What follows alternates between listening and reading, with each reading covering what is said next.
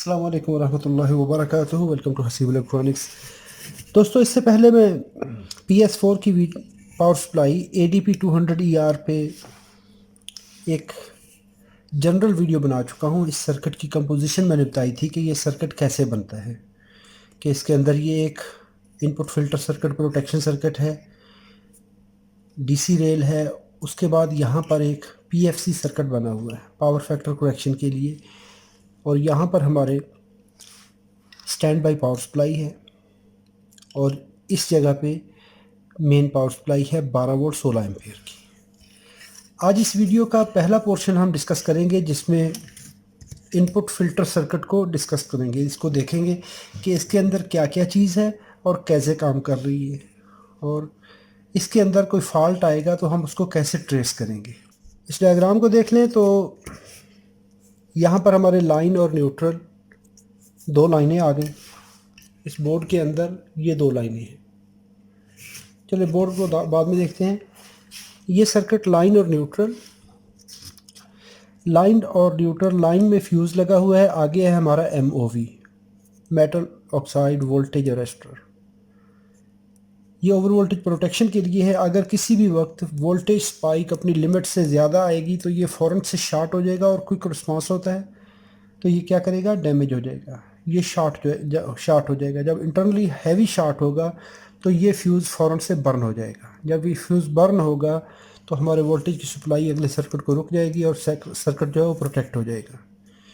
और साथ ही आगे फर्स्ट स्टेज फ़िल्टर है। ये इसकी MOV के साथ मिलकर काम करता है, यानी ये उन वोल्टेज को स्टॉप करवाएगा। जो आने वाली सर्ज है, हाई वोल्टेज स्पाइक है, ओवर फ्रीक्वेंसी स्पाइक है, उसको रोकेगा, और ये उसको शॉर्ट सर्किट प्रोवाइड करके डैमेज करवा देगा। आगे class X class Y capacitor है, और उसके आगे हमारा सेकंड स्टेज फ़िल्टर है। इससे आगे ब्रिज रेक्टिफायर है। ब्रिज रेक्टिफायर रेक्टिफाई करेगा, NTC से करंट गुजरेगी। इससे आगे हमारा ये रिपल रिमूवर कैपेसिटर है, और उसके बाद ये वोल्टेज पॉजिटिव लाइन सीधी आएगी, PFC कॉइल में से गुजरेगी। उसके आगे ये एक पॉइंट है, इसको हम अपनी नेक्स्ट वीडियो में डिस्कस करेंगे। इससे आगे एक डायोड है D11, और उसके आगे हमारा जो मेन बल्क कैपेसिटर है वो आ जाता है। नेगेटिव लाइन को देखेंगे तो 1.1 ओम की रजिस्टर है, उसमें से ये वोल्टेज गुजारेगा। जब इसमें से करंट फ्लो करेगी, चार्ज करेगा, किसी भी वक्त हमारा सर्किट ओवर करंट कंडीशन में जाएगा तो ये रजिस्टर, इसके ऊपर ड्रॉप वोल्टेज यहाँ से एक रजिस्टर लगाकर नेक्स्ट सर्किट को सेंस करवाया जाता है। तो ये प्रोटेक्शन का एज अ प्रोटेक्शन काम कर रही होती है। किसी भी वक्त सर्किट में आगे शॉर्ट सर्किट होगा, कोई कंपोनेंट, कोई भी स्टेज ओवर करंट लेगी तो फ़ौरन से ये उसको कट ऑफ करवा देगा। अभी कौन सा कंपोनेंट क्या कर रहा है। ये हमारे कॉमन मोड और नॉर्मल मोड के फ़िल्टर हैं। हाई फ्रीक्वेंसी, चाहे वो कॉमन मोड में हो चाहे वो नॉर्मल मोड में हो, ये उनको प्रोटेक्ट करवाएगा। ये उसकी ड्यूल लाइन फ़िल्टर है, जो कि EMI फ़िल्टर है या RFI फ़िल्टर है, रेडियो फ्रीक्वेंसी इंडक्शन है या इलेक्ट्रोमैग्नेटिक इंडक्शन है। उससे प्रोटेक्ट करने के लिए तो ये कट ऑफ फ्रीक्वेंसी प्रोवाइड करेगा, यानी ये एक बैंड पास का फंक्शन कर रहा होता है। ये हमारा ब्रिज रेक्टिफायर है। AC लेकर पल्सेटिंग DC में, यानी रेक्टिफाई कर NTC को दे देगा। NTC हमारा क्या कर रहा होता है, ये ऐसा कंपोनेंट है जब सर्किट हमारा बिल्कुल ऑफ कंडीशन में है, इसमें कोई चार्ज नहीं है, तो ये कैपेसिटर क्या करता है, उस वक्त बहुत ज़्यादा करंट ड्रा करने की कोशिश करता है। उस ओवर करंट से बचाने के लिए, क्योंकि अगर ओवर करंट डैमेज करवाएगा, एक तो ये इसकी अपनी हेल्थ को ख़तरा है, इसके अलावा जो बाकी कंपोनेंट्स हैं उनके लिए भी ये प्रॉब्लम करेगा। इसलिए देख शेख शुक्र हबीबी, शुक्रान। ये ब्लैक कॉफ़ी मेरी आ चुकी है। यहाँ से ये NTC क्या करता है कि जब इनिशियली सर्किट ज़ीरो हालत में होता है, ज़ीरो कंडीशन में होता है, तो ये क्या करता है, हाई रेजिस्टेंस पेश करता है। जो ये कैपेसिटर चार्ज होना शुरू हो जाता है और इसमें से करंट फ्लो होने की वजह से इसका टेम्परेचर बढ़ता है, तो इसकी रेजिस्टेंस कम होना शुरू हो जाती है। मुझे एक वीडियो में, लास्ट वीडियो में मेरे एक दोस्त ने, मेरे व्यूअर ने कमेंट किया कि सर आपकी वीडियो तो बहुत अच्छी है, लेकिन उन्होंने कहा जी मेरी करेक्शन के लिए, यानी उन्होंने मेरी करेक्शन करने का कहा कि यहाँ NTC नहीं होता, PTC होता है। लेकिन मैं उनकी इतला के लिए बताता हूँ कि जब भी पावर सप्लाई का सर्किट डिज़ाइन करते हैं तो वहाँ पे हमेशा एनटीसी लगता है। पीटीसी होता है प्रोटेक्शन सर्किट होती है, प्रोटेक्शन के लिए होता है। जब आपने लोड को प्रोटेक्ट करवाना हो तो पीटीसी यूज़ करते हैं। अगर इस सर्किट की आउटपुट में जब आप लगाएंगे, बिलफर्ज आप एक मोटर को लगाना चाहते हैं, वहाँ पे आपने करंट मेजर करवानी है, करंट को लिमिट करवाना है कि ताकि वो आपकी नेक्स्ट जो सर्किट ड्राइव हो रहा है वो डैमेज ना हो, तो उसके लिए पीटीसी यूज़ किया जाता है। पीटीसी की इंटरनल रेजिस्टेंस बढ़ना शुरू हो जाती है। अगर इस जगह पे आप पीटीसी लगा देंगे तो जैसे जैसे आपका सर्किट करंट ड्रा करने की कोशिश करेगा, इसकी रेजिस्टेंस बढ़ती जाएगी और आपके सर्किट की एफिशिएंसी जो है वो ज़ीरो होती जाएगी। मैं आपको यहाँ पर दिखाने की कोशिश भी करूँगा। यहाँ पे ये एनटीसी लिखा हुआ है, नेगेटिव टेम्परेचर कोएफिशिएंट, और इसकी रेजिस्टेंस हमेशा टेम्परेचर बढ़ने से कम होती है। तो जिस कंपोनेंट की रेजिस्टेंस कम होगी उसका नाम नेगेटिव टेम्परेचर का कोएफिशिएंट होगा। यहाँ पर देखेंगे तो इस पावर सप्लाई में भी ये ब्लैक कलर का है, तो 5D11 ये एनटीसी है, पीटीसी नहीं है। पीटीसी जब भी लगाया जाएगा वो लोड में लगाया जाएगा, इनपुट पे नहीं लगता। अगर पीटीसी लगाएंगे तो उसकी इंटरनल रेजिस्टेंस पहले कम होगी और जैसे जैसे इसका टेम्परेचर बढ़ेगा तो उसकी रेजिस्टेंस बढ़ना शुरू हो जाएगी। तो जब आपने इस करंट को इनिशियली इसकी करंट रोकनी है, तो अगर आप पहले से लो रेजिस्टेंस लगा देंगे तो ये तो ज़्यादा करंट ड्रा करेगा। आपने इनिशियली ज़्यादा रेजिस्टेंस देनी है, उसके बाद उसको आहिस्ता आहिस्ता उसकी रेजिस्टेंस को कम करना है। अगर आप इनिशियली लो रेजिस्टेंस लगा देंगे यहाँ पर इस सर्किट को कंट्रोल करने के लिए, तो ये कैपेसिटर तो बेचारा पहले ज़ीरो पड़ा है, जो ही ये बहुत ज़्यादा करंट ड्रा करेगा तो इसके ड्रा करने की वजह से ये इसके अपने डैमेज होने का ख़तरा है या किसी और का सर ले जाएगा, तो उसके लिए हमेशा यहाँ पे एनटीसी होगा। इसी तरह अगर आप कंप्यूटर की पावर सप्लाई देख लेंगे तो यहाँ पर भी देखेंगे तो ये एनटीसी लगता है। तो मैं अपने उस दोस्त को मैं उनकी अच्छाई है, मैं अपने उस दोस्त को डिग्रेड नहीं कर रहा कि उन्होंने ये कमेंट क्यों किया। मैं उनको अप्रिशिएट करता हूँ कि उन्होंने, ठीक है आप कमेंट करें, मैं भी एक स्टूडेंट ही हूँ। दुनिया में कोई भी इंसान जो है वो सीखता रहता है। वो ये नहीं है कि उसको कुछ दो लफ्ज़ आ गए हैं तो वो पता नहीं क्या आलम बन गया। नहीं, हम सारे स्टूडेंट हैं, मैं आपसे सीख रहा हूँ, आप मुझसे। तो जो चार लफ्ज़ मुझे आते हैं वो चार लफ्ज़ मैं आपको सिखाने की कोशिश करता हूँ और आप लोगों से मैं बहुत कुछ सीख रहा हूँ। तो अगर उस भाई ने मुझे मैसेज किया है तो उसकी मेहरबानी। तो उनके लिए, उनकी करेक्शन के लिए मैं ये कह देता हूँ कि यहाँ पे हमेशा एनटीसी यूज़ किया जाएगा। इनिशियली आप इस करंट को रोकेंगे, लॉजिकली देख लें, इनिशियली आपने इसको ज़्यादा रेजिस्टेंस देनी है और जब टेम्परेचर बढ़ेगा, करंट फ्लो होने की वजह से पावर डेसिपेट करेगी तो इसकी रेजिस्टेंस कम होना शुरू हो जाएगी। क्यों? इनिशियली आपने करंट को ब्लॉक करवा के इस कैपेसिटर को चार्ज करवा लिया। जब चार्ज करवाया, आप कहते हैं फर्स्ट कांस्टेंट तक, जो इसका 63% तक चार्ज हो गया, उतने टाइम तक इसमें पावर डेसिपेट हुई, टेम्परेचर बढ़ा, रेजिस्टेंस कम हो गई, इसने इसको फ्री पाथ दे दिया रेजिस्टेंस ने, तो ये नॉर्मल फंक्शन करना शुरू कर देगा। अगर पीटीसी होगा तो इनिशियली ये इस कैपेसिटर को बहुत ज़्यादा हैवी सर्ज देगा, तो ये कैपेसिटर हीट अप होगा, इसके डैमेज होने का ख़तरा है। और जैसे जैसे टेम्परेचर बढ़ेगा इसकी रेजिस्टेंस बढ़ती जाएगी, आगे नेक्स्ट सर्किट करंट ड्रा करने की कोशिश करेगा, ये जितना वो करंट मांगेगा उतना ये रोकता जाएगा, फिर तो कहानी ख़त्म हो गई इसकी। कमेंट किया कीजिए और मुझे बहुत खुशी होती है जब आपके मैं मैसेज पढ़ता हूँ, कमेंट पढ़ता हूँ, तो आई एम थैंकफुल। अब इस सर्किट को देख लें। यहाँ पर देखिए, ये है हमारी इनपुट सॉकेट। यहाँ पर दो लाइनें आ रही हैं, ब्राउन और ब्लू। ब्राउन लाइन के लिए है, दूसरी न्यूट्रल के लिए है। तो ब्राउन देखेंगे, अगर ये पॉइंट ये ब्राउन का है तो यहाँ से लेके यहाँ पर एक फ्यूज़ लगा हुआ है, ये वाला फ्यूज़ से करंट गुजरेगी, इस जगह पे आ जाएगी, इस पॉइंट पे। ये क्या है? फ्यूज़ का सेकंड एंड है। और यहाँ से अगर ऐसे देखेंगे नीचे तो इसके साथ ये एक कंपोनेंट लगा हुआ है जो कि MOV है, मेटल ऑक्साइड वोल्टेज अरेस्टर है। और यहाँ पर हमारी ये वाली न्यूट्रल लाइन लगी हुई है, यहाँ पर लाइन है, यहाँ पर न्यूट्रल है, न्यूट्रल आ जाएगी इस जगह पर। तो इन दो पॉइंट्स पे हमारा लगा हुआ है MOV। इसके बाद ये दोनों लाइनें पैरेलल में चल पड़ी। यहाँ पर देखेंगे तो ये दो पॉइंट हैं और ये दो पॉइंट हैं, ये हमारी है inductor coil, dual line filter है। एक कॉइल यहाँ से यहाँ तक, दूसरी कॉइल यहाँ से यहाँ तक। अब ये देखिए, ये कॉइल फ़िल्टर एक एंड, दूसरा एंड, और ये फ्यूज़ के एक एंड पे, फ्यूज़ के दूसरे एंड पे, और इस तरह चलते हुए ये फ़िल्टर का दूसरा एंड।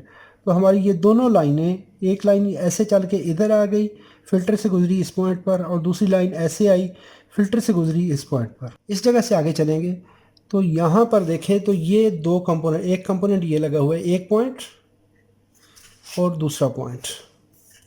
ये क्या है? हमारे बॉक्स कैपेसिटर हैं। ये बॉक्स कैपेसिटर लगे हुए हैं।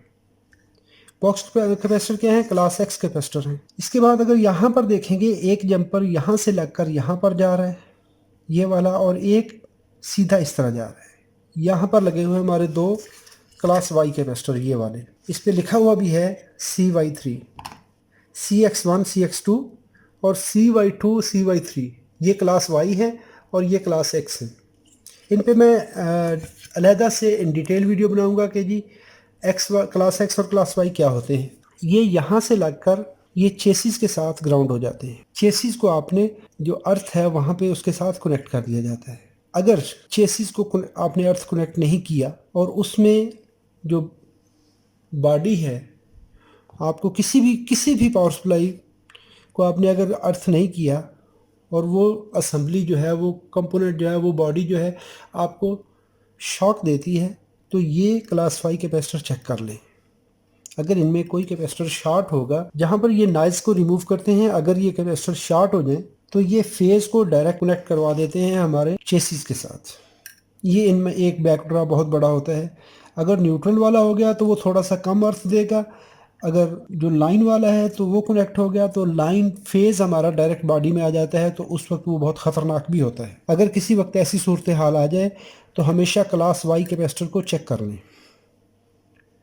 ये या तो लीक हो चुके होते हैं या शॉर्ट हो चुके होते हैं। अगर ये दोनों शॉर्ट हो जाएंगे तो फिर फ्यूज़ उड़ता है। फिर क्या होता है कि लाइन और न्यूट्रल ऐसे जाते हैं और ऐसे आके फ्यूज़ को उड़ा देते हैं। अगर फ्यूज़ बार बार उड़ रहा है, आपको और कोई चीज़ नहीं मिल रही, तो इन दोनों कैपेसिटर को चेक कर लेंगे। अगर तो सिर्फ चेसिस के अंदर थोड़ा या फुल करंट आता है तो उस वक्त कोई एक कैपेसिटर शॉर्ट होगा, वरना दोनों शॉर्ट होंगे तो ये फ्यूज़ उड़ा देगा। इसी तरह हमारे ये कैपेसिटर, क्लास एक्स कैपेसिटर, अगर आसमानी बिजली आती है और उसमें हाई फ्रिक्वेंसी स्पाइक्स आती हैं, ओवर वोल्टेज की सूरत में प्रोटेक्शन देता है ये वाला। यहाँ पर अगर हाई फ्रीक्वेंसी स्पाइक आ जाएगी तो उस वक्त ये शॉर्ट देगा। ये क्या करेगा? उसमें से यहाँ से स्पाइक को गुजार देगा। अगर उसकी लिमिट से ज़्यादा आ जाए तो ये बाज़-औक़ात इंटरनली हैवीली शॉर्ट हो जाता है। अगर ये शॉर्ट हो जाए तो भी हमारा फ्यूज़ बार बार उड़ रहा होता है, तो इसको आप चेक कर लेंगे। अगर फ्यूज़ बार बार डैमेज हो रहा है, 1 2 3 4, अगर ये दोनों शॉर्ट हो जाएंगे, ये देखें अभी इस तरह डायग्राम पे देखें, अगर न्यूट्रल ऐसे आ रहा है और ये भी कैपेसिटर शॉर्ट है, ये भी शॉर्ट है, तो यहाँ से फ्यूज़ को उड़ा देंगे। देखिए लाइन, और उस वक्त इसके दरमियान में कोई चीज़ बाकी नहीं रहती। अगर ये कैपेसिटर शॉर्ट हो गया, लाइन ऐसे आई फ्यूज़ के थ्रू, ऐसे आई, ऐसे गई, फ्यूज़ में से हैवी करंट गुजरेगी, डैमेज हो जाएगा। दो कैपेसिटर लगे हुए हैं, ये वाले दो, ये वाले, इनमें से जो भी प्रॉब्लम करेगा, पांचवा कंपोनेंट ये हो गया, यानी 4 5।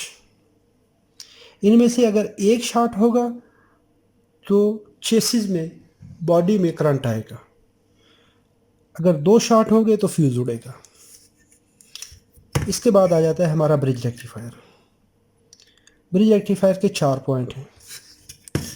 एक पॉइंट है कट वाला, तो कट वाला एंड पॉजिटिव है, उसके बिल्कुल अपोजिट साइड पे ग्राउंड होता है, और सेंटर 2 पॉइंट AC के होते हैं। यहाँ पर देख लें,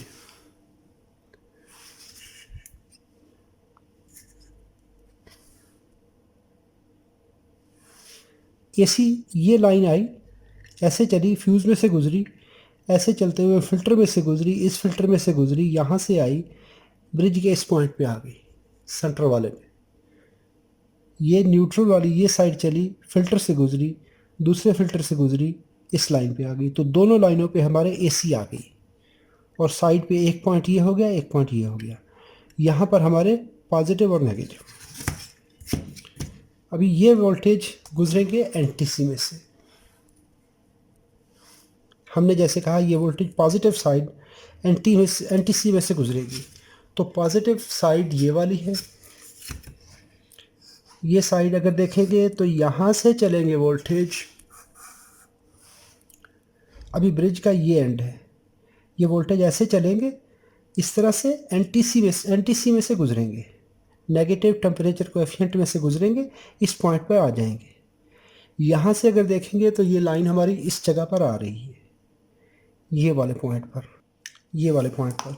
और ये पॉइंट, ये भी जो हमें बड़ा सा दूसरी साइड पे ये वाला कंपोनेंट नज़र आ रहा है, तो ये एक इंडक्टर है,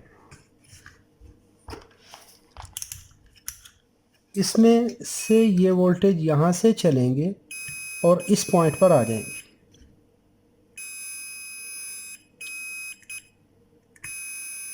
यहाँ से चलेंगे तो ये हमारे डायोड की एक पॉइंट पे आ जाएंगे, ये हमारा डायोड है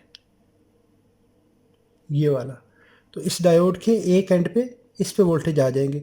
दूसरा एंड हमारा यहाँ से चलेगा, यहाँ से चला ऐसे इस पॉइंट पर और यहाँ से होता हुआ दूसरी साइड पर और सीधा आ गया कैपेसिटर पर, ये वाला, ये इस पॉइंट से चलाएंगे तो ये देखें डायोड इसके सीरीज में आ रहा है और ये पॉइंट कैपेसिटर पे जा रहा है। ये जंपर लगा हुआ है, ये जंपर लग के इस जगह पे आ गया, यहाँ पर हमारा ये कैपेसिटर लगा हुआ है। पॉजिटिव वोल्टेज हमने कहा पीएफसी कॉइल में से गुजरे, डायोड में से गुजरे, कैपेसिटर पे चले गए।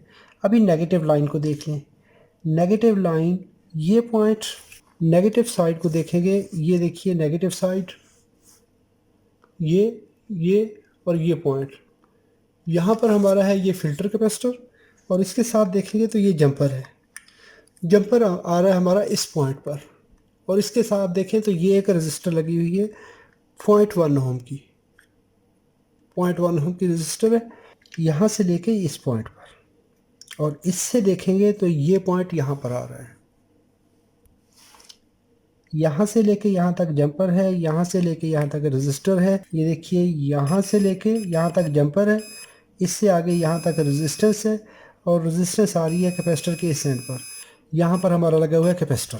अभी जब किसी वजह से सर्किट में ओवर करंट फ्लो होगी तो ये लाइन यहाँ से चली जाएगी, ये देखिए ये रेजिस्टर का एक एंड ये है, एक एंड ये है, तो इसमें जो वोल्टेज ड्रॉप होगा वो हमारे इस नेक्स्ट प्रोटेक्शन सर्किट में जाएगा।